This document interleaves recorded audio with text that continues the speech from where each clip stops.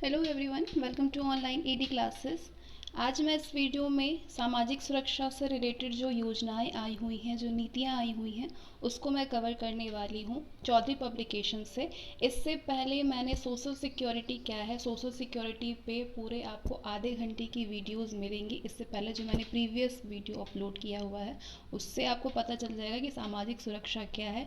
उसके बाद आप इस योजना को पढ़ेंगे तो आपका जो सोशल सिक्योरिटी टॉपिक है, सोशल सिक्योरिटी जो चैप्टर है वो कम्प्लीटली कवर हो जाने वाला है, जो कि सबसे इम्पॉर्टेंट ये टॉपिक है। सोशल सिक्योरिटी आपके ईपीएफओ के एग्ज़ाम में सबसे ज़्यादा क्वेश्चन अब तक जितने भी बार हुए हैं ईपीएफओ के एग्ज़ाम उसमें आए हुए हैं।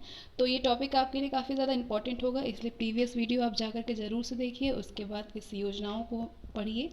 तो आइए शुरू करते हैं। अगर आप चैनल पर नए हैं तो चैनल को सब्सक्राइब करके बेल आइकन को प्रेस कर दीजिए, ताकि आपके एग्ज़ाम से रिलेटेड जो भी इंपॉर्टेंट वीडियोस आएँ उसके नोटिफिकेशंस आपको मिलते रहें। तो सबसे पहले राष्ट्रीय जनसंख्या नीति 2019। भारत, ये नीति क्या है? भारत में जनसंख्या नियंत्रण का प्रयास जो था वो स्वतंत्रता के समय से ही किया जा रहा है। वर्ष 1952 में भारत विश्व का पहला ऐसा देश बना जिसने परिवार नियोजन कार्यक्रम की शुरुआत की। इसके बाद 1956 में केंद्रीय परिवार नियोजन बोर्ड स्थापित किया गया, जिसने बंध्यकरण पर बल दिया।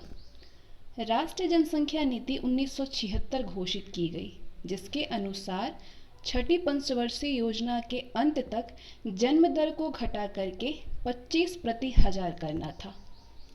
उसके बाद 1977 में परिवार नियोजन का नाम बदल करके परिवार कल्याण कर दिया गया, लेकिन आम जनता में शिक्षा प्रसार के बिना और उनके जीवन स्तर में व्यापक सुधार के बिना परिवार नियोजन कार्यक्रम जो था वो असफल रहा, सफल नहीं हुआ। पिछली जनसंख्या नीति व तमाम प्रयासों की खामियों का निरीक्षण करते हुए नई राष्ट्रीय नीति 15 फरवरी 2002 को घोषित की गई।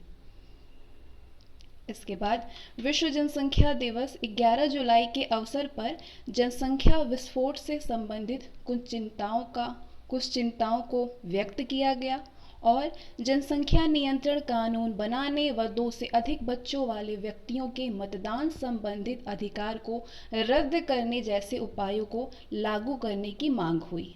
हालांकि आर्थिक सर्वेक्षण 2018-19 से खंडन किया गया है कि आगामी 2 दशकों में भारत की जनसंख्या वृद्धि में तेजी से गिरावट होगी। 2030 तक जनसांख्यिकीय संक्रमण को प्रदर्शित करते हुए राष्ट्र धीरे धीरे एक स्थिर आबादी की ओर अग्रसर होगा। राष्ट्रीय जनसंख्या नीति का उद्देश्य क्या है? इसके 3 उद्देश्य हैं: अल्पकालिक उद्देश्य, मध्यकालिक उद्देश्य और दीर्घकालिक उद्देश्य। अल्पकालिक उद्देश्य यानी जनसंख्या नीति का अल्पकालिक उद्देश्य निरोधीकरण, स्वास्थ्य देखभाल अवस्थापना निर्माण, समन्वित प्रस्तुति सेवा, स्वास्थ्य कर्मचारियों की उपलब्धता, शिशु मृत्यु दर व मातृ मृत्यु दर लक्ष्य आदि के संबंध में पिछला जनसंख्या नीति के अप्राप्य उद्देश्यों को प्राप्त करना है अल्पकालिक उद्देश्य। मध्यकालिक उद्देश्य क्या है? चौथे राष्ट्रीय परिवार स्वास्थ्य सर्वेक्षण यानी NFHS 4 से ये स्पष्ट हुआ है कि देश के अधिकतर राज्यों ने 24 राज्यों ने प्रजनन दर स्तर यानी TFR के लक्ष्य को प्राप्त कर लिया है। और दीर्घकालीन उद्देश्य है इसका वर्ष 2070 तक, जो कि पहले ये लक्ष्य 2045 तक था, अब 2070 तक एक स्थिर जनसंख्या प्राप्त करना, जो कि आर्थिक समृद्धि, सामाजिक विकास और पर्यावरणीय सुरक्षा के अनुरूप हो। ये 3 उद्देश्य है राष्ट्रीय जनसंख्या नीति का। राष्ट्रीय जनसंख्या नीति के कुछ महत्वपूर्ण बिंदु को जानते हैं हम यहाँ पे। भारत कुछ विगत वर्षों में अपनी TFR यानी प्रजनन दर स्तर में निरंतर गिरावट और जनसंख्या वृद्धि की धीमी गति को प्राप्त कर लिया है। भारत कुछ विगत वर्षों में अपनी TFR में निरंतर गिरावट और जनसंख्या वृद्धि की धीमी गति को प्राप्त कर रहा है। भारत ऐसे राष्ट्रीय कार्यक्रम प्रारंभ करने वाला विश्व का प्रथम राष्ट्र है जो राष्ट्रीय अर्थव्यवस्था की आवश्यकता के अनुरूप जनसंख्या को स्थिर करने के लिए जन्म दर को कम करके परिवार नियोजन बल पर परिवार नियोजन पर बल देता है। भारत ऐसे राष्ट्रीय कार्यक्रम प्रारंभ करने वाला विश्व का प्रथम राष्ट्र है जो कि राष्ट्रीय अर्थव्यवस्था की आवश्यकता के अनुरूप जनसंख्या को स्थिर करने हेतु जन्म दर को कम कर परिवार नियोजन पर बल देता है।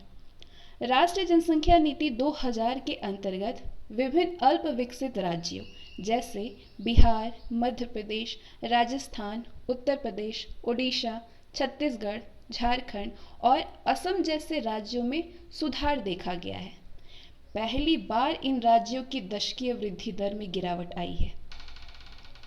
विवाह की आयु में वृद्धि होने से माताओं व नवजात शिशुओं की मृत्यु के स्तर में भी भारी गिरावट आई है।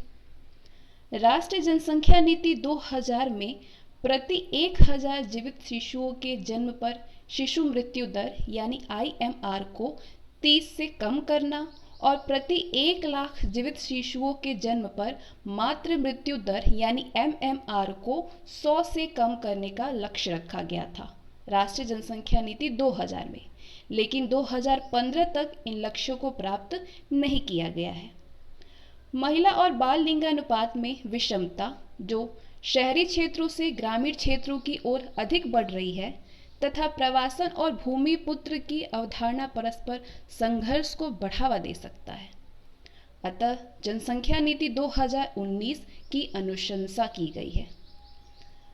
आगे हम प्रधानमंत्री जन धन योजना के बारे में जानेंगे। क्या है ये योजना, किस लिए, क्या है इसका उद्देश्य, क्या क्या इसमें किया गया है।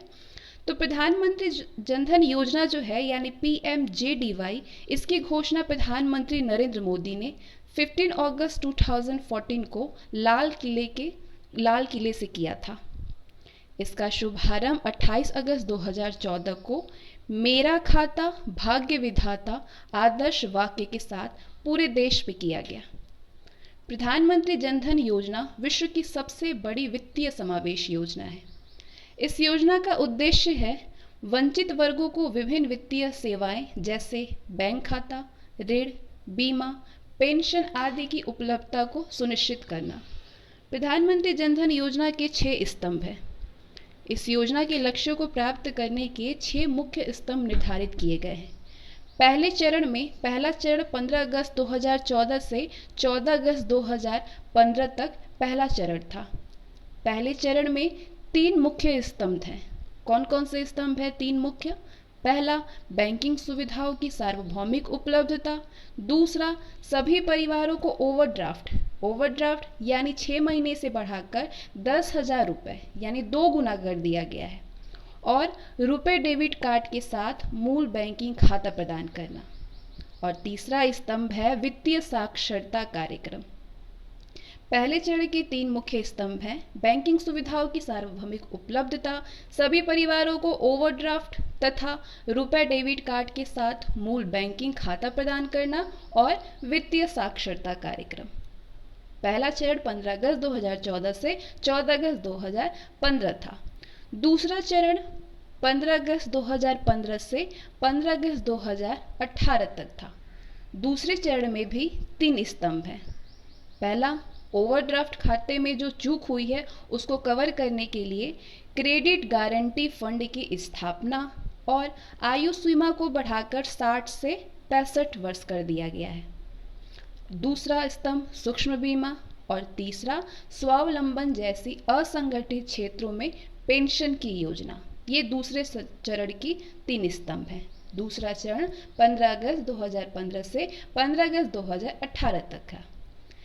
इसकी प्रगति क्या हुई दूसरे चरण की? अगर प्रगति की बात करें तो 31 अगस्त 2016 की स्थिति के अनुसार 14.79 करोड़ ग्रामीण और 9.31 करोड़ शहरी बैंकों खातों समेत कुल 24.1 करोड़ बैंक खाते खोले गए हैं। 19 करोड़ रुपए डेबिट कार्ड वितरित किए गए हैं। खोले गए खातों में कुल जमा राशि 42,094.24 करोड़ रुपीस है। कुल खातों में क्षेत्रीय ग्रामीण बैंक और निजी क्षेत्र के बैंकों की हिस्सेदारी 17% और 4% रही है। कुल खातों में क्षेत्रीय ग्रामीण बैंक में 17% और निजी क्षेत्र में 4% हिस्सेदारी है। 24.35% खाते शून्य बैलेंस खाते हैं। स्वाभिमान योजना से श्रेष्ठता कैसे है? प्रधानमंत्री जन धन योजना में अगर इन दोनों के अंतर की बात करें, दोनों में से श्रेष्ठ कौन है, तो स्वाभिमान योजना में वे गांव शामिल थे जिनकी आबादी 2000 से अधिक हो, जबकि प्रधानमंत्री जन धन योजना के तहत वे सभी गांव शामिल हैं जिनकी आबादी 1000 से अधिक है। स्वाभिमान योजना पूर्णतः गांव लक्षित थी, जबकि प्रधानमंत्री जनधन योजना में गांव और शहर दोनों को ही शामिल किया गया है। गांव और शहर दोनों ही शामिल है प्रधानमंत्री जनधन योजना में, जिसे बढ़ाकर हर वयस्क व्यक्ति तक कर दिया गया है। स्वाभिमान योजना के तहत खोले गए बैंक खातों में खाता धारक को खाता खोलने के लिए एक निश्चित राशि जमा करनी होती है, जबकि प्रधानमंत्री जनधन योजना के तहत शून्य बैलेंस आधारित खाते खोले जाते हैं। इस योजना से लाभ क्या है? खाते में जमा राशि पर ब्याज प्रदान किया जाता है। 1 लाख रुपए का दुर्घटना बीमा कवर करती है, जिससे बढ़ाकर 2 लाख रुपए कर दिया गया है। इस योजना के तहत 30,000 रुपए का जीवन बीमा लाभार्थी को उसकी मृत्यु पर सामान्य शर्तों की प्रतिपूर्ति पर देय होगा। प्रत्यक्ष लाभ अंतरण 6 महीने के संचालन पर ओवरड्राफ्ट सुविधा, इससे डीबीटी योजना को भी बढ़ावा मिलेगा।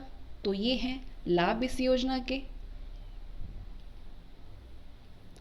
आगे हम बात करेंगे अगला जो अधिनियम है, अगली जो नीति है, अगली जो योजना है, वो है राष्ट्रीय खाद्य सुरक्षा अधिनियम 2013।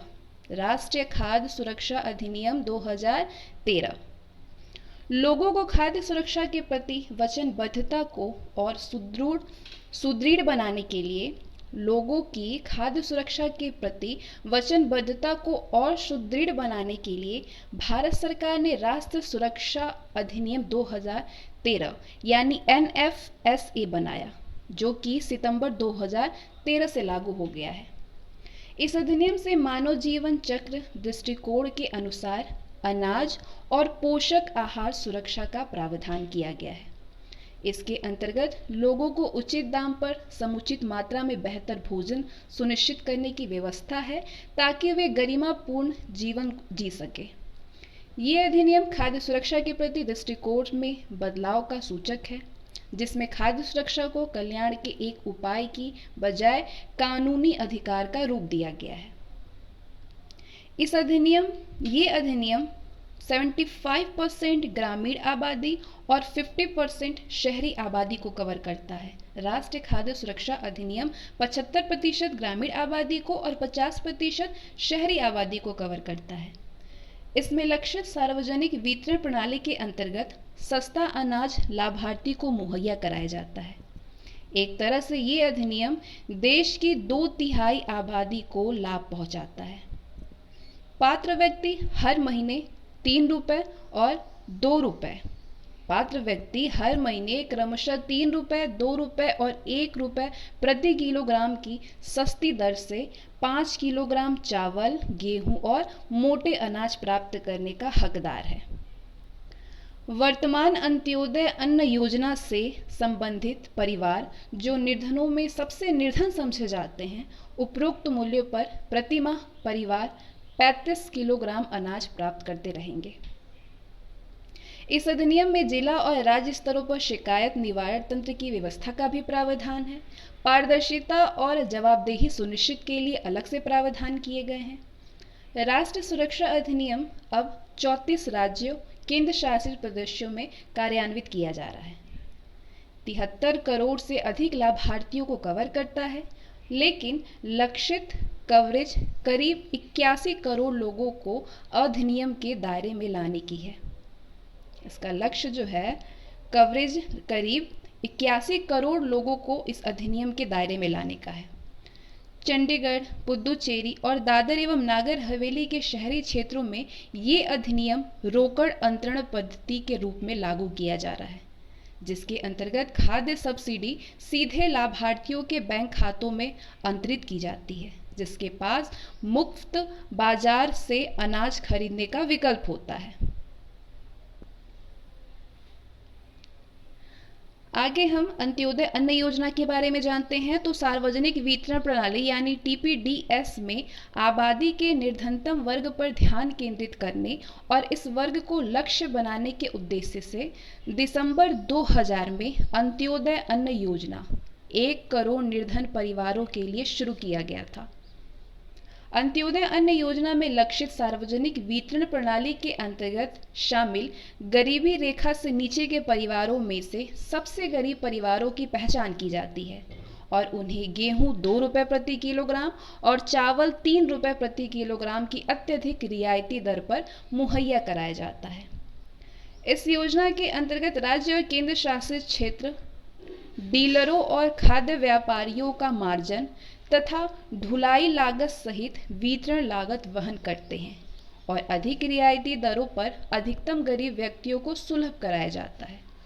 आरंभ में प्रति माह प्रति परिवार 25 किलोग्राम अनाज जारी किया गया था, जिसे 2002 में बढ़ा करके प्रति माह परिवार 35 किलोग्राम कर दिया गया, 25 से 35 किलोग्राम कर दिया गया। आगे चल करके अंत्योदय अन्न योजना का विस्तार किया गया ताकि 2.50 करोड़ परिवारों को इसमें शामिल किया जा सके। इतनी ही संख्या में बीपीएल के परिवारों के नाम हटा दिए गए हैं। लक्षित सार्वजनिक वितरण प्रणाली नियंत्रण आदेश 2015 में प्रावधान किया गया है कि अंत्योदय परिवार की राज्यवार संख्या किसी राज्य में उनकी स्वीकृति संख्या से अधिक नहीं होगी। लक्षित सार्वजनिक वितरण प्रणाली आदेश 2015 में यानी नियंत्रण प्रणाली आदेश 2015 में प्रावधान किया गया है कि अंत्योदय परिवार की राज्यवार संख्या किसी राज्य में उनकी स्वीकृत संख्या से अधिक नहीं होगी, लेकिन किसी अंत्योदय परिवार के राज्य से बाहर प्रवास, सामाजिक और आर्थिक स्थिति में सुधार के कारण अपात्र बन जाने, मृत्यु आदि की स्थिति में उस राज्य से नए अंत्योदय परिवार की पहचान नहीं की जाएगी और उतनी ही सीमा तक अंत्योदय परिवार की कुल संख्या कम कर दी जाएगी। अंत्योदय परिवार की संख्या में कमी होने पर राज्य उतनी सीमा तक प्राथमिकता श्रेणी के व्यक्तियों की कवरेज में वृद्धि कर सकते हैं, लेकिन ये वृद्धि निर्धारित सीमा के अधीन होगी। इसके लक्ष्य सार्वजनिक वितरण प्रणाली क्या है? अनिवार्य वस्तुओं की आपूर्ति बनाए रखने और उनकी उपलब्धता और वितरण सुनिश्चित करने के लिए अगस्त 2001 को सार्वजनिक वितरण प्रणाली नियंत्रण आदेश 2001 अधिसूचित किया गया। सार्वजनिक वितरण प्रणाली नियंत्रण आदेश 2001 को राष्ट्रीय खाद्य सुरक्षा अधिनियम 2013 के अनुरूप बनाने के लिए विभाग ने लक्ष्य सार्वजनिक वितरण प्रणाली नियंत्रण आदेश 2015 वर्ष 2015 में अधिसूचित किया। इसके उद्देश्य लक्षित सार्वजनिक वितरण प्रणाली के अंतर्गत अनिवार्य वस्तुओं यानी अनाज की आपूर्ति बनाए रखना और उनकी उपलब्धता और वितरण सुनिश्चित करना है। आगे हम बात करते हैं, आगे हम जानेंगे किसान संपदा योजना के बारे में। वीडियो अगर आपके लिए यूज़फुल है तो उसको लाइक करिए और जिस भी एजुकेशन ग्रुप में ऐड हैं उनको ये शेयर करिए ताकि और भी लोगों को इस बुक से फ़ायदा मिले। किसान संपदा योजना क्या है? भारत सरकार ने हाल में नई केंद्रीय क्षेत्र की योजना संपदा, कृषि संपत्ति यानी कृषि समुद्री प्रसंस्करण और कृषि प्रसंस्करण क्लस्टरों के विकास की जो योजना है उसे 2017 में प्रारंभ किया गया है और 2016 से 20 के लिए 6,000 करोड़ रुपए की राशि आवंटित की गई है। ये योजना 14वें वित्त आयोग चक्र के साथ साथ समाप्त होगी। ये एक विस्तृत पैकेज है जो कि खेत से खुदरा दुकानदारों तक कारगर सप्लाई श्रृंखला प्रबंधन के साथ आधुनिक अवसंरचना निर्माण में सहायक होगा। ये न केवल खाद्य प्रसंस्करण उद्योग को बड़े पैमाने पर प्रोत्साहित करेगा बल्कि किसानों को बेहतर मूल्य प्रदान करने में भी सहायक होगा। ये किसानों की आय दोगुनी करने, विशेषकर ग्रामीण क्षेत्रों में रोजगार अवसर प्रदान करने, कृषि उत्पादों की बर्बादी में कमी लाने, प्रसंस्करण स्तर बढ़ाने और प्रसंस्कृत खाद्य के निर्यात प्रोत्साहन के लिए बड़ा कदम है किसान संपदा योजना। उम्मीद करते हैं कि किसान संपदा योजना आपको समझ में आ गई होगी। तो आगे हम बात करते हैं दीनदयाल उपाध्याय ग्रामीण कौशल योजना के बारे में। दीनदयाल उपाध्याय ग्रामीण कौशल योजना मंत्रालय के अंतर्गत स्थापन से जुड़ा कौशल प्रशिक्षण कार्यक्रम है। इसकी घोषणा 2014 को की गई है।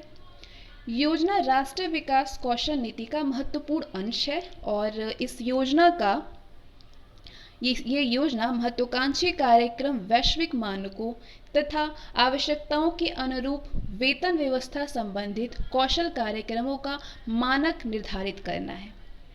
इसका अंतिम उद्देश्य ग्रामीण भारत को कुशल श्रम के वैश्विक प्राथमिक स्रोत के रूप में विकसित कर भारत की विशाल आबादी को जनसांख्यिकीय लाभ पहुंचाना है।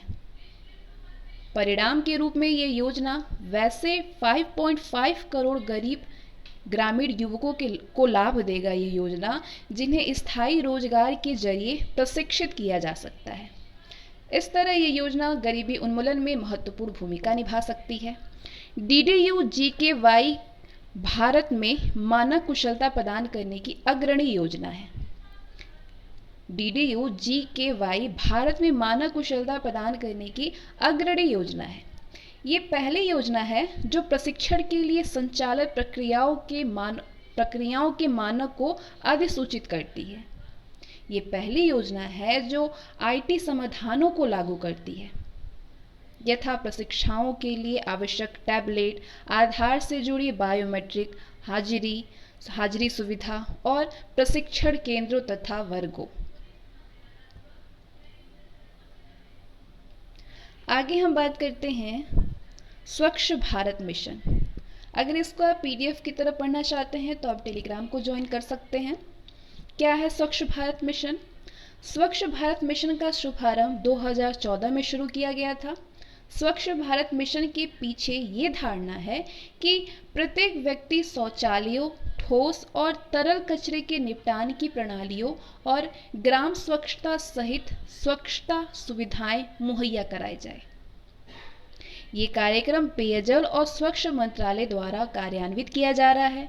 2019 तक यानी महात्मा गांधी के 150वीं जयंती के अवसर पर स्वच्छ भारत को वास्तविकता बनाने के लिए एक कार्य योजना तैयार की गई है। इस मिशन का लक्ष्य स्वच्छता सुविधाओं तक पहुंच का विस्तार करना है। ये 2014 में 39% थी। 2014 में ये 39% थी, जिसे अक्टूबर 2019 तक बढ़ा करके 100% करने का लक्ष्य है। कार्य योजना में 5 वर्षों में भारत को खुले में शौच जाने से पूरी तरह से मुक्त करने की आवश्यकता पर बल दिया गया है। प्रारंभ में स्वच्छ भारत के हिस्से के रूप में देश के सभी स्कूलों में लड़के और लड़कियों के लिए शौचालय बनाने को प्राथमिकता दी गई है। ये कार्य 1 वर्ष में पूरा कर लिया गया है।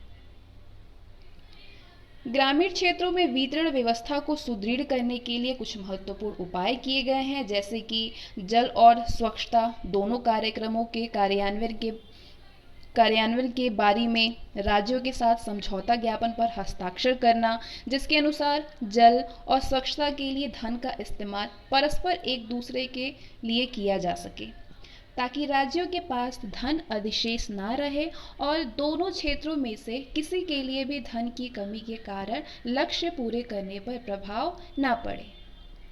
केंद्र द्वारा राज्यों को धन देने के लिए अपनाई गई ठीक समय पर आवंटन नीति का अनुपालन करना, ताकि पालन सरकार को धन पर अतिरिक्त लागत वहन न करनी पड़े।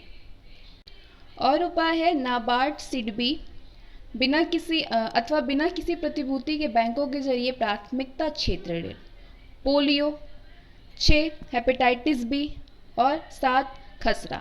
इसके अतिरिक्त चयनित राज्यों में जापानी इंसेफ्लाइटिस, हेमोफिल्स, इन्फ्लुएंजा टाइप बी के टीके भी प्रदान किए जाएंगे।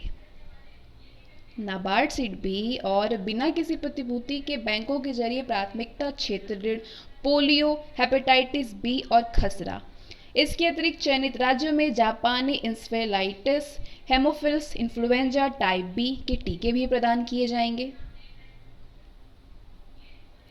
इसके बाद आगे हम जानेंगे राष्ट्रीय बाल स्वास्थ्य कार्यक्रम के बारे में।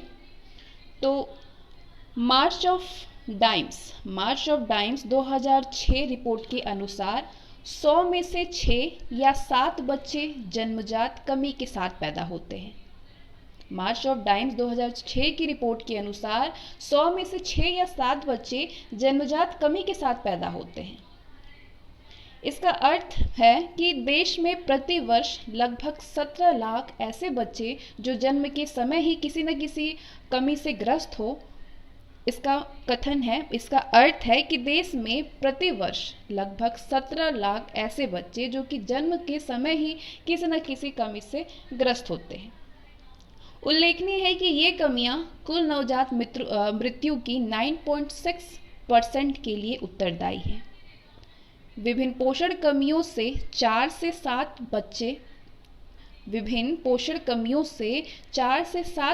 बच्चे प्रभावित होते हैं। लगभग 10% बच्चे विकास में देरी की समस्या का सामना करते हैं। यदि समय पर उपचार न मिले तो इससे स्थायी विकलांगता भी हो सकती है। बच्चों की स्वास्थ्य संबंधी समस्याओं के निराकरण के लिए 6 फरवरी 2013 को महाराष्ट्र के ठाणे जिले में जनजातीय ब्लॉक पालघर से राष्ट्रीय बाल स्वास्थ्य कार्यक्रम की शुरुआत की गई।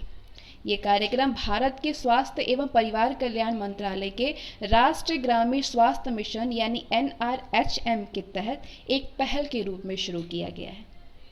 राष्ट्रीय बाल कार्यक्रम का उद्देश्य है सार्वभौमिक बाल स्वास्थ्य जांच और उपचारात्मक हस्तक्षेप द्वारा बच्चों के संपूर्ण जीवन की गुणवत्ता सुधारना। ये कार्यक्रम 4 तरह की कमियों को लक्षित करता है। पहला, जन्मजात विकृति यानी डिफेक्ट ऑफ बर्थ, अल्पता यानी डेफिशिएंसीज, रोग यानी डिजीजेस, और चौथा, विकास में विलंब तथा विकलांगता, डेवलपमेंट डिलेज एंड डिसेबिलिटीज। इसका लक्षित है समूह। राष्ट्रीय बाल स्वास्थ्य कार्यक्रम के अंतर्गत 0 से 6 वर्ष की आयु वर्ग के सभी ग्रामीण एवं शहरी बच्चों के साथ साथ 18 साल की आयु तक के कक्षा 1 से 12वीं कक्षा में नामांकित बच्चों के स्वास्थ्य की देखभाल की जाएगी। अनुमानित है कि इस सेवा से लगभग 27 करोड़ बच्चे लाभान्वित होंगे।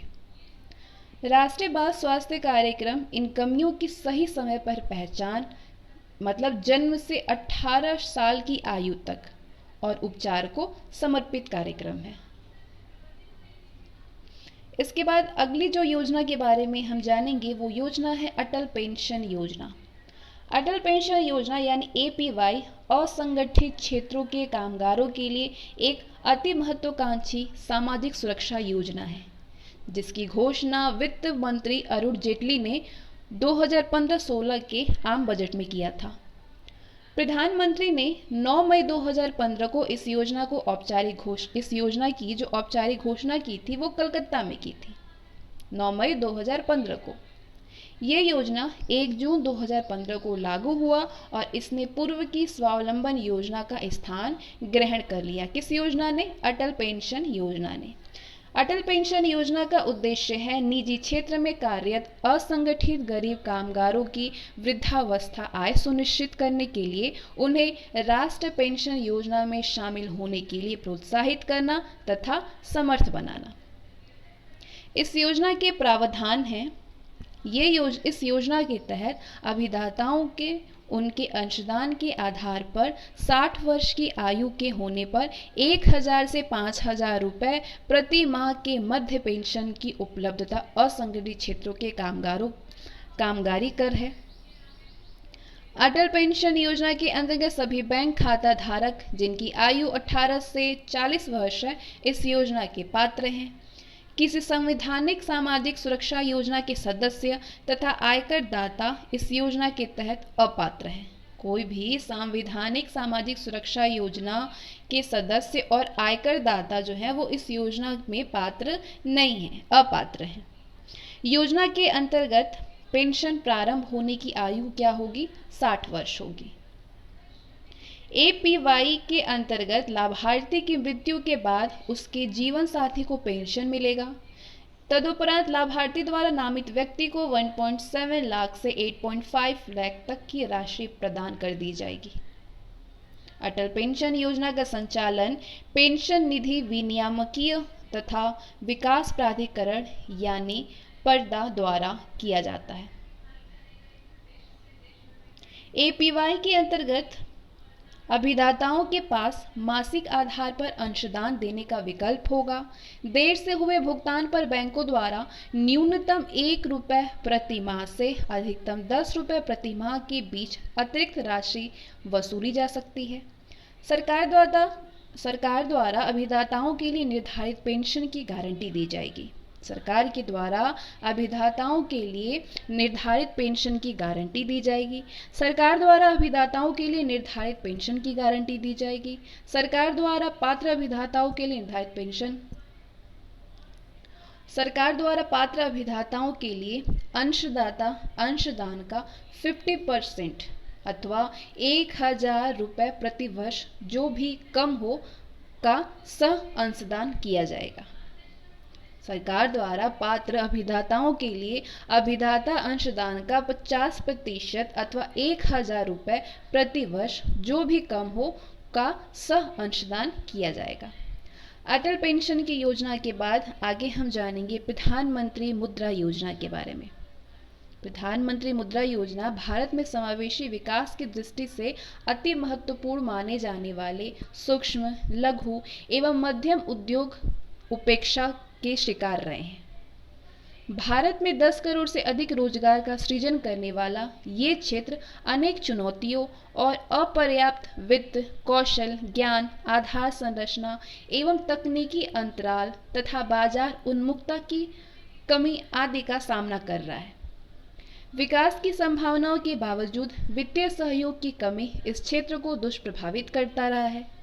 इस आलोक में सूक्ष्म उद्यमों को वित्तीय सहायता उपलब्ध कराने के लिए धनहीन को धन प्रदान करने यानी फंडिंग टू अनफंडेड के लक्ष्य के साथ 8 अप्रैल 2015 को प्रधानमंत्री मुद्रा योजना का शुभारंभ किया गया। इस योजना के तहत मुद्रा यानी micro unit development and reference agency, इसका गठन किया गया है। इस योजना के तहत मुद्रा का गठन कंपनी अधिनियम 2013 के अंतर्गत गठित एक गैर बैंकिंग वित्तीय संस्था के रूप में किया गया है। इसकी विजय की बात करें तो पिरामिड के निम्नतम स्तर के व्यापक आर्थिक एवं सामाजिक विकास के लिए सर्वोच्चतम एवं वैश्विक स्तर की एकीकृत वित्तीय सहायता एवं सेवा प्रदान करना है। इस योजना का उद्देश्य है सूक्ष्म उद्यम क्षेत्र की समृद्धि के लिए परितंत्र के निर्माण के माध्यम से समावेशी एवं टिकाऊ विकास हासिल करना। मुद्रा के प्रमुख तथ्य हैं। मुद्रा के गठन भारत सरकार द्वारा भारतीय लघु उद्योग विकास बैंक यानी सिडबी के साथ एक अनुषंगी इकाई यानी सब्सिडरी के रूप में किया गया है। वर्तमान में मुद्रा की अधिकृत यानी ऑथराइज्ड कैपिटल 750 करोड़ है। संपूर्ण पूंजी सिडबी द्वारा प्रदत्त है। मुद्रा सूक्ष्म उद्यमों को प्रत्यक्ष ऋण नहीं देगा, बल्कि ये उन संस्थाओं यानी वाणिज्यिक या क्षेत्रीय ग्रामीण या सहकारी बैंक एवं एमएफआई को जो भी सूक्ष्म उद्यम को वित्तीय सहयोग करते हैं का पुनर्वित्त पोषण करेगा। मुद्रा सूक्ष्म उद्यमों को अधिकतम 10 लाख तक के ऋण हेतु पुनर्वित्त पोषण करता है। योजना के अंतर्गत सूक्ष्म संस्थाओं को 3 श्रेणियों में विभाजित किया गया है। मुद्रा योजना के तहत 3 श्रेणियों में विभाजित किया गया है सूक्ष्म संस्थाओं को। पहली श्रेणी है शिशु उद्योग, जिसमें 50,000 तक, शिशु उद्योग 50,000 तक, किशोर उद्योग में 50 से 5 लाख तक और तरुण उद्यम 5 लाख से 10 लाख। इस योजना के तहत ऋणी को मुद्रा कार्ड भी जारी किए जाएंगे। मुद्रा कार्ड एक डेबिट कार्ड का होता है, जिससे ऋणी जितनी बार चाहे ऋण राशि को निकाल सकता है। मुद्रा का कार्य क्या है? मुद्रा के 4 प्रमुख कार्य हैं। कौन कौन से कार्य हैं? प्रौद्योगिक सहयोग यानी टेक्नोलॉजी एनेबलर, पुनर्वित्त पोषण में शिशु, किशोर, तरुण तीनों आएंगे, और बैंक एमएफआई। अगला कार्य मुद्रा ऋण पर साख गारंटी और विकासात्मक एवं उन्नति संबंध गतिविधियां जैसे कौशल विकास, उद्यमिता विकास, वित्तीय साक्षरता तथा संस्थागत विकास। मुद्रा के ये कार्य हैं: प्रौद्योगिक सहयोग करना, पुनर्वित्त पोषण, बैंक एमएफआई के द्वारा मुद्रा ऋण पर साख गारंटी और विकासात्मक एवं उन्नति संबंधी गतिविधियां जैसे कौशल विकास, उद्यमिता विकास, वित्तीय साक्षरता तथा संस्थागत विकास। मुद्रा के बाद आते हैं हम अगली योजना पे, राष्ट्रीय स्वास्थ्य बीमा योजना। राष्ट्रीय स्वास्थ्य बीमा योजना क्या है और कब से लागू किया गया है? देश के कुल कार्यबल में 90% से अधिक असंगठित क्षेत्र के कामगार हैं, प्राइवेट सेक्टर में।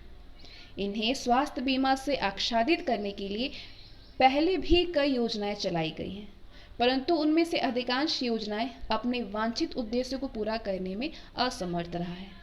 इसी पृष्ठभूमि में भारत सरकार ने एक ऐसी स्वास्थ्य बीमा योजना तैयार की है जिसमें न केवल पिछली योजनाओं की कमियों को दूर किया गया है, बल्कि इसे एक विश्वस्तरीय मॉडल प्रदान किया गया है। विश्व स्तरीय मॉडल प्रदान किया गया है।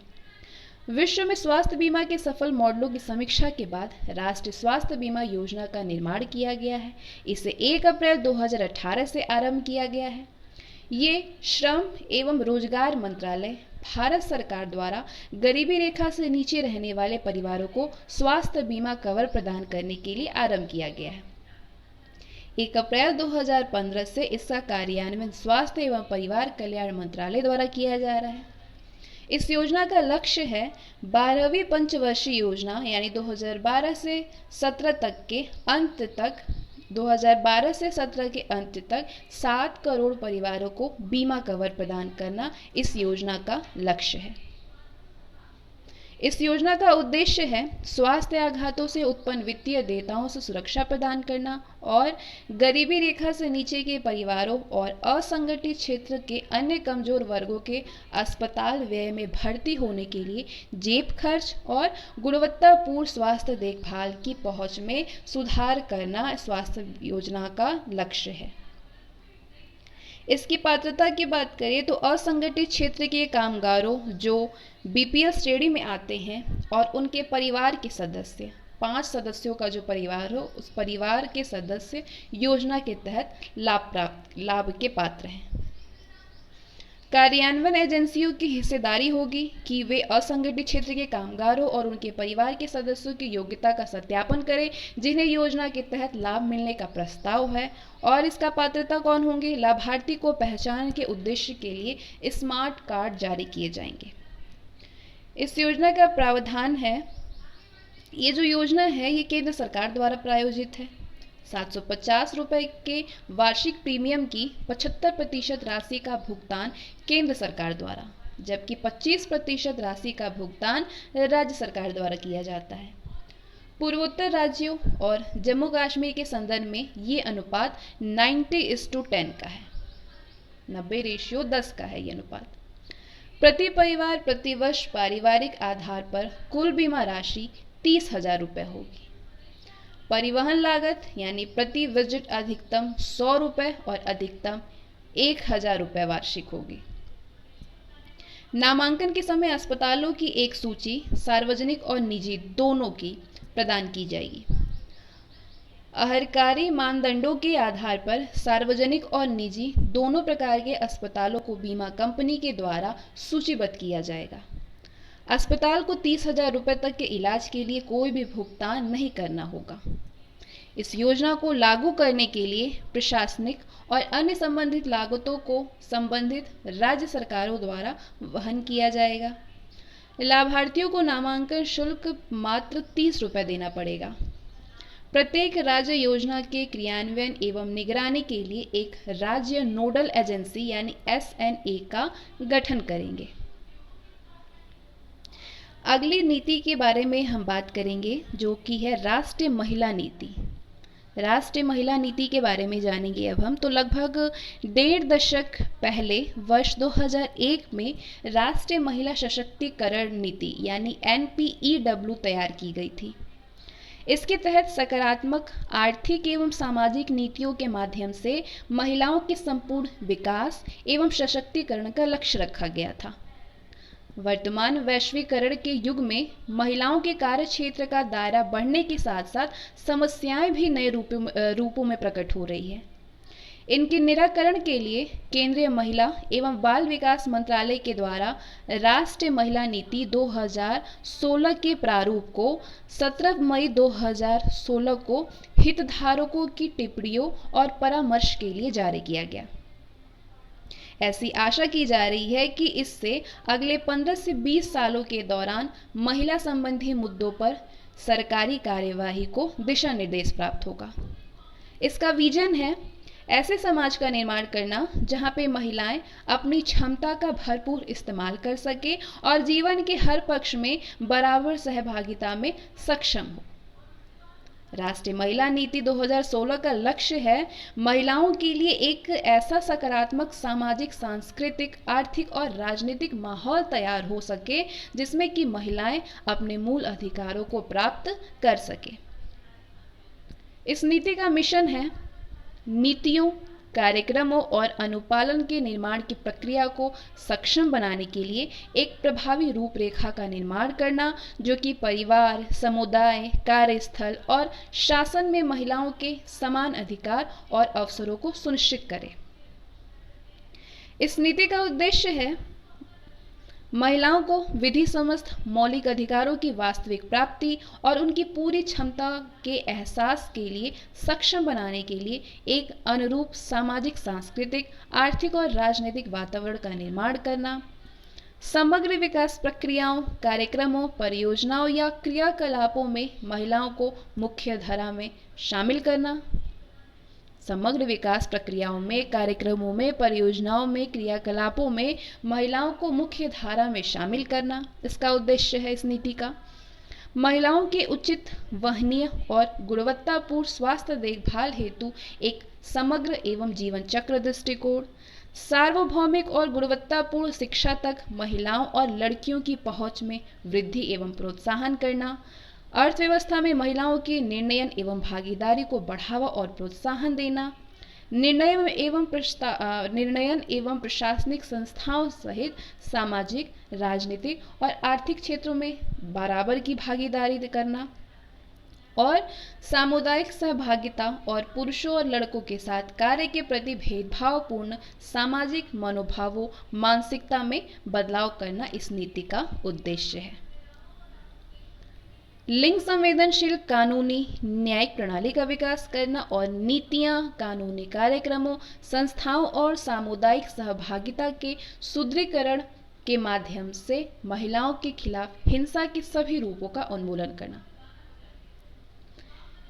इसके बाद अगर हम बात करेंगे जननी सुरक्षा योजना, क्या है जननी सुरक्षा योजना, कब से लागू हुआ ये? तो जननी सुरक्षा योजना राष्ट्रीय ग्रामीण स्वास्थ्य मिशन के अंतर्गत एक सुरक्षित मातृत्व कार्यक्रम है। 12 अप्रैल 2015 को प्रधानमंत्री ने इस योजना का शुभारंभ किया था। इस योजना के तहत संस्थागत प्रसव होने पर प्रसूताओं को प्रसव के दौरान एवं प्रसवोत्तर देखभाल हेतु आर्थिक सहायता उपलब्ध कराई जाती है। ये 100% केंद्र प्रायोजित योजना है। जननी सुरक्षा योजना का उद्देश्य है गरीब गर्भवती महिलाओं के संस्थागत प्रसव को बढ़ावा देते हुए मातृत्व एवं नवजात मृत्यु दर को कम करना। जननी सुरक्षा योजना देश के सभी राज्यों एवं संघ शासित प्रदेश में वर्ष 2005 से क्रियान्वित की जा रही है। इस योजना में इसमें विशेषकर कम संस्थागत प्रसव दर वाले राज्यों उत्तर प्रदेश, उत्तराखंड, बिहार, झारखंड, मध्य प्रदेश, छत्तीसगढ़, असम, ओडिशा, राजस्थान और जम्मू कश्मीर की गरीब गर्भवती महिलाओं पर विशेष ध्यान केंद्रित किया गया है। इन राज्यों को कम प्रदर्शन करने वाले राज्य यानी लो परफॉर्मेंस स्टेटस LPS, शेष को उच्च प्रदर्शन करने वाले राज्य यानी हाई परफॉर्मिंग स्टेट्स के रूप में नामित किया गया है। इस योजना के तहत अंतर्गत महिला को गर्भवती होते ही अपना पंजीकरण गांव या शहर निकटतम स्वास्थ्य केंद्र पर करवा करके जच्चा बच्चा और जननी सुरक्षा कार्ड प्राप्त करना आवश्यक है। गर्भवती महिलाओं को प्रसव पूर्व 3 बार जांच, टिटनेस के टीके एवं आयरन की गोलियां उपलब्ध कराई जा रही है।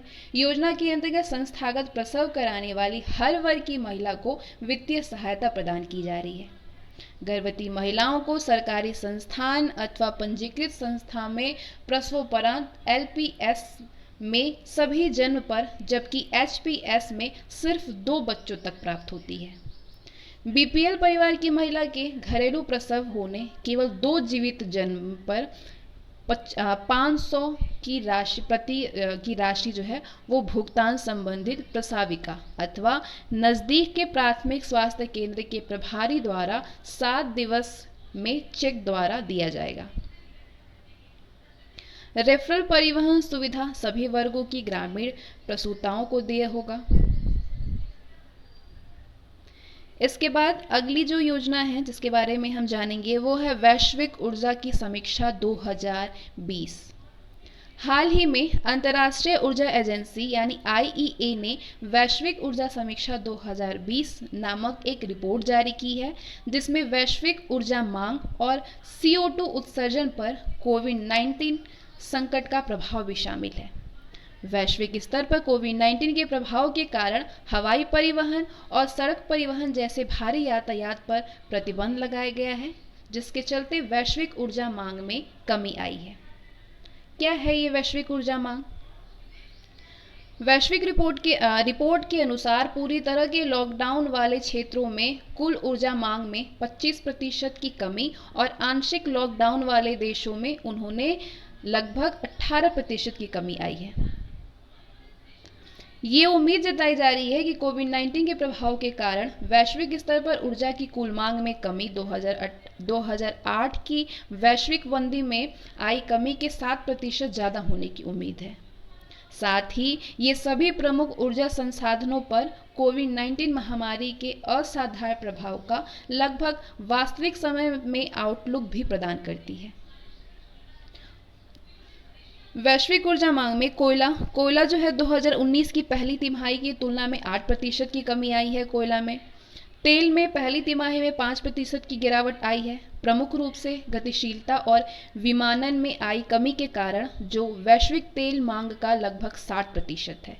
गैस की बात करें तो गैस की मांग पर महामारी का प्रभाव लगभग 2% पर मध्यम रहा है, क्योंकि गैस आधारित अर्थव्यवस्थाएं 2020 की पहली तिमाही से दृश्यता से प्रभावित नहीं थी। कोविड-19 और CO2 उत्सर्जन कुल मिलाकर के 2020 में उत्सर्जन में गिरावट 2019 की तुलना में 8% कम हो सकती है, जो कि 2010 के बाद उत्सर्जन का सबसे निचला स्तर होगा। भारत की ऊर्जा मांग। राष्ट्रव्यापी लॉकडाउन की अवधि में अपनी ऊंचा मांगों में 30% की कमी का अनुभव किया गया है। इसके अलावा भारत में जहां आर्थिक विकास और बिजली उत्पादन काफी धीमा है, कोयले की मांग में भारी गिरावट आने की उम्मीद है। अंतर्राष्ट्रीय ऊर्जा एजेंसी की बात करें तो 1973 में आए थे संकट के बाद 1973 में आए हुए संकट के बाद 1974 में IA की स्थापना की गई। ये एक स्वायत्त संगठन है जिसमें कि 30 सदस्य देश और 8 सहयोगी देश शामिल हैं। इसका प्रमुख उद्देश्य वैश्विक स्तर पर सस्ती और स्वच्छ ऊर्जा सुनिश्चित करना है। 2017 में भारत का सहयोगी सदस्य देश बना और इसका मुख्यालय कहाँ पे है? फ्रांस में है। आगे हम बात करेंगे वैश्विक लैंगिक अनुपात 2020 के बारे में। स्विट्जरलैंड स्थित विश्व आर्थिक मंच द्वारा हर वर्ष जारी की जाती है वैश्विक लैंगिक अनुपात रिपोर्ट। वर्ष 2006 में पहली बार जारी इस रिपोर्ट में 4 बिंदुओं को ध्यान में रखते हुए विभिन्न मानकों पर व्यापक सर्वे और अध्ययन के आधार पर आंकड़े जारी किए जाते हैं। जो आंकड़े हैं शैक्षणिक उपलब्धियां, इन आंकड़ों पे स्वास्थ्य और उत्तरजीविता, राजनीतिक सशक्तिकरण और आर्थिक भागीदारी और अवसर। भारत का प्रदर्शन कैसा रहा वैश्विक लैंगिक अनुपात 2020 में? WEF द्वारा जारी इस रिपोर्ट में भारत 100 में से 91 लिंगानुपात 91/100 लिंगानुपात के साथ 112वें स्थान पर रहा है। उल्लेखनीय है कि वार्षिक रूप से जारी होने वाली इस रिपोर्ट में भारत पिछले 2 वर्षों में 108वें स्थान पर बना हुआ है। स्वास्थ्य एवं उत्तरजीविता की बात करें तो स्वास्थ्य एवं उत्तरजीविता के क्षेत्र में भारत 150वां स्थान प्राप्त है। भारत का प्रदर्शन बहुत ही खराब रहा है। रिपोर्ट के अनुसार विश्व के 4 बड़े देशों में भारत, वियतनाम, चीन और पाकिस्तान में अभी भी करोड़ों की संख्या में ऐसी महिलाएं हैं जिन्हें पुरुषों के समान स्वास्थ्य सुविधाएं उपलब्ध नहीं हैं। राजनीतिक सशक्तिकरण और भागीदारी की बात करें तो 18वां स्थान प्राप्त किया है, जो अन्य बिंदुओं की अपेक्षा बेहतर है। लेकिन भारतीय राजनीति में आज भी महिलाओं की सक्रिय भागीदारी बहुत ही कम है। आंकड़ों के अनुसार केवल 14% महिलाएं ही संसद तक पहुंच पाती हैं। विश्व में स्थान की बात करें तो 22वां स्थान 122वां स्थान है, 122। शिक्षा के अवसर की बात करें तो महिलाओं के लिए शैक्षिक अवसरों की उपलब्धता के मामले में भारत का स्थान विश्व में 112वां है। महिला साक्षरता के मामले में भारत का प्रदर्शन बहुत ही खराब रहा है। पुरुषों के मुकाबले में पुरुष में 82% साक्षर हैं। पुरुषों के मुकाबले में केवल 2/3 महिलाएं ही साक्षर हो पाती हैं। आर्थिक भागीदारी और अवसर की बात करें तो रिपोर्ट के अनुसार 2006 में पहली बार प्रकाशित आंकड़ों की तुलना में आर्थिक क्षेत्र में महिलाओं के लिए सक्रिय भागीदारी के अवसरों में कमी आई है।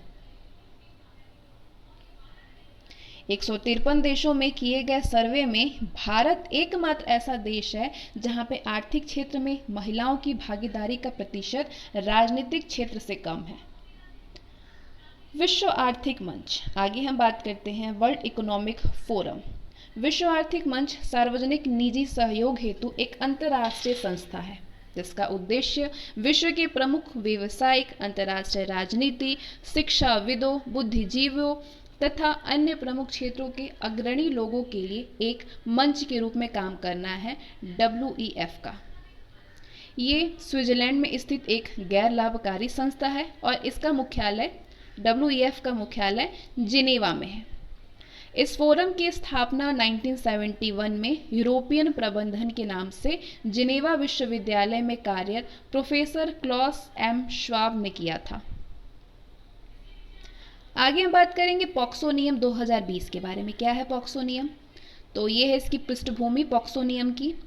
पॉक्सो यौन अपराधों से बच्चों का संरक्षण करने संबंधी अधिनियम यानी protection of child from sexual offence act का संक्षिप्त नाम है। पॉस्को अधिनियम 2012 को बच्चों के हित और सुरक्षा का ध्यान रखते हुए बच्चों को यौन अपराध, यौन उत्पीड़न तथा पोर्नोग्राफी से संरक्षण प्रदान करने के लिए लागू किया गया था। इस अधिनियम में बालक को 18 साल से कम आयु के व्यक्तित्व के रूप में परिभाषित किया गया है। केंद्र सरकार ने बाल यौन शोषण अपराध संबंधी कानून को कठोर बनाते हुए बाल यौन अपराध संरक्षण नियम प्रॉक्सो यानी protection of children from sexual offence rules 2020 को अधिसूचित किया है। इसमें किए गए संशोधनों के तहत बाल उत्पीड़न से संबंधित प्रावधानों को अधिक कठोर बनाया गया है। नए संशोधनों के तहत स्कूल, केयर होम और ऐसे अन्य संस्थानों में कर्मचारियों की नियुक्ति हेतु पुलिस सत्यापन को अनिवार्य करने के साथ कुछ अन्य महत्वपूर्ण परिवर्तन भी किए गए हैं। इसके कुछ मुख्य बिंदु दिए हैं। तो वर्ष 2012 में प्रावधानों के लागू होने के बाद भी बाल अपराधों में वृद्धि देखने को मिली है, जिसके कारण वर्ष 2019 में पॉक्सो अधिनियम में कई अन्य संशोधनों के साथ ऐसे अपराधों के लिए मृत्यु दंड की सजा का प्रावधान किया गया था। पॉक्सो अधिनियम में किए गए इन संशोधन में किए गए अपराधों के संदर्भ में सजा की कठोरता के साथ इन अपराधों में कमी लाने के उद्देश्य से कई फेरबदल किए गए हैं। बाल यौन अपराध संरक्षण नियम 2020। जागरूकता और क्षमता निर्माण में बात करें तो केंद्र और राज्य सरकारों को बच्चों के लिए आयु उपयुक्त यानी एज एप्रोप्रिएट शैक्षिक सामग्री और पाठ्यक्रम तैयार करने के लिए कहा गया है, जिससे उन्हें व्यक्तिगत सुरक्षा के लिए विभिन्न पहलुओं के बारे में जागरूक किया जा सके।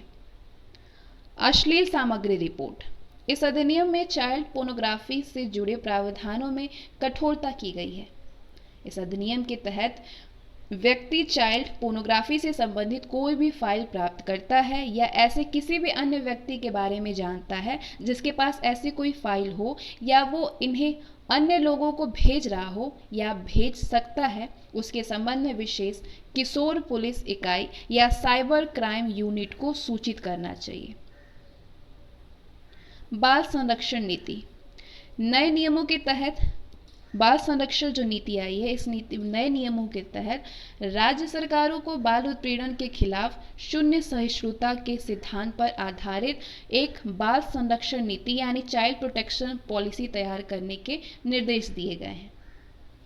हितकारों के लिए जागरूकता कार्यक्रम चलाए गए हैं। संशोधनों के अनुसार केंद्र और राज्य सरकारें नियमित रूप से समय समय पर बच्चों के साथ काम करने वाले सभी लोगों, शिक्षक, बस ड्राइवर्स, सहायक आदि, चाहे वे नियमित हो या अनुबंधित हो, सभी लोगों को बाल सुरक्षा और संरक्षण के प्रति जागरूक करने और उन्हें उनकी जिम्मेदारी के प्रति शिक्षित करने के लिए प्रशिक्षण प्रदान करेगी।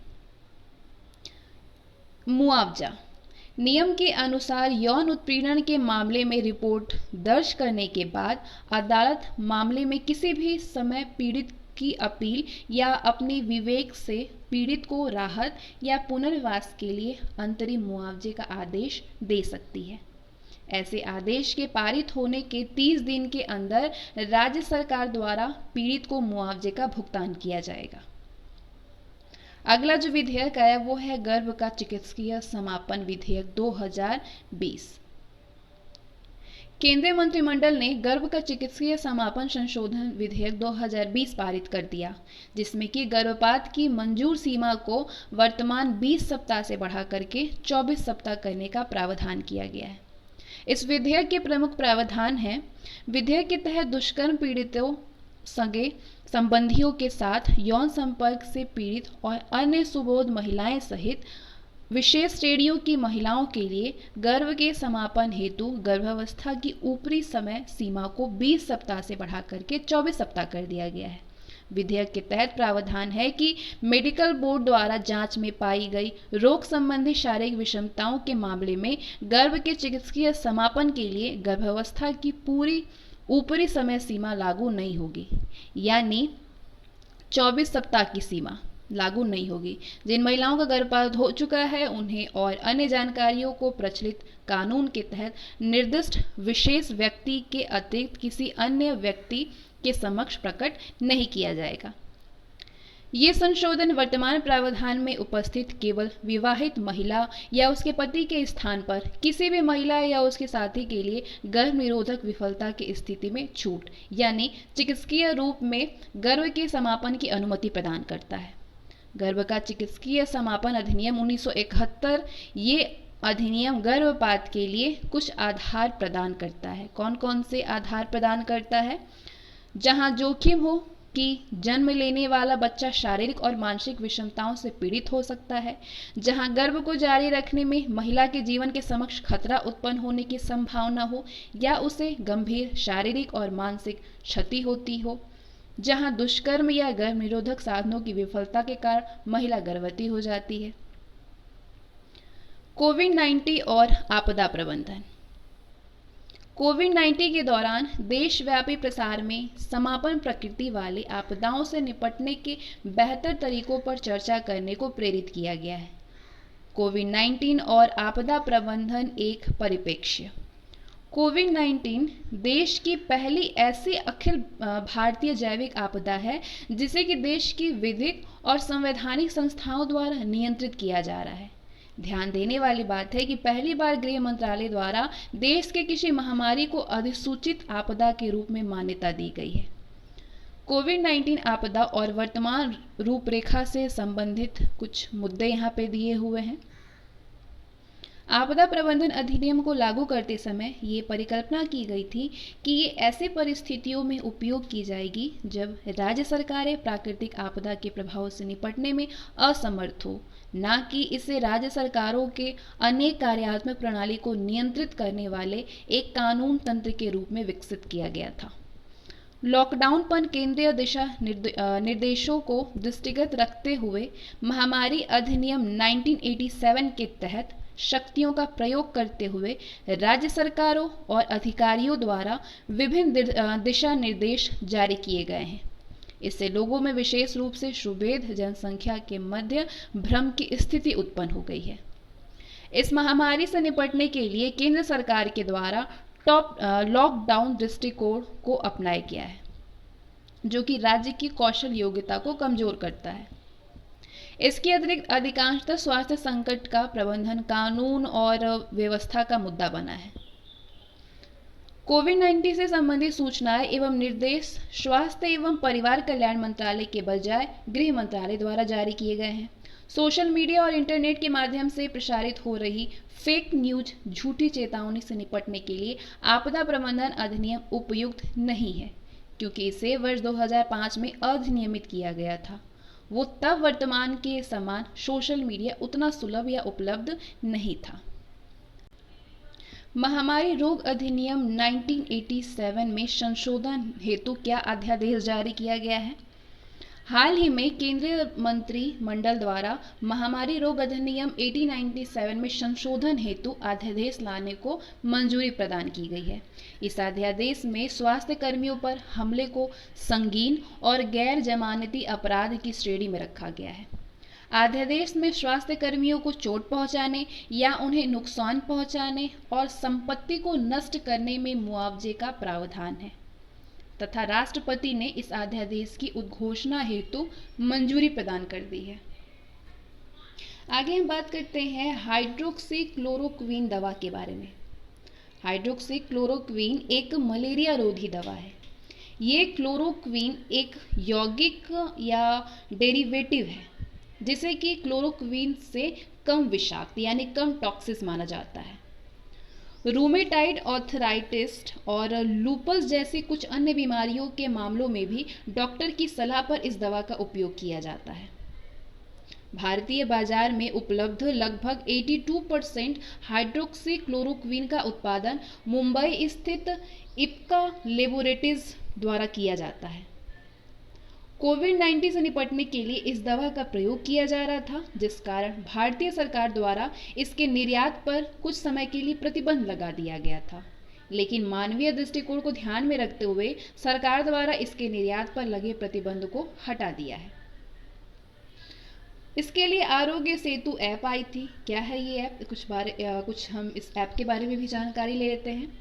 हाल ही में केंद्र सरकार ने कोविड-19 के मामलों में ट्रैक करने के लिए आरोग्य सेतु ऐप नामक एक ऐप लॉन्च किया था, आरोग्य सेतु के नाम से।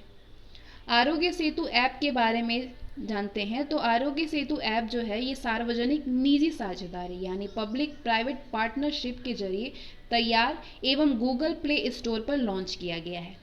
इस ऐप का मुख्य उद्देश्य है कोविड-19 से संक्रमित व्यक्तियों और उपायों से संबंधित जानकारी उपलब्ध करना। ये ऐप 11 भाषाओं में उपलब्ध है और साथ ही इसमें देश के सभी राज्यों के हेल्पलाइन नंबरों की सूची भी दी गई है।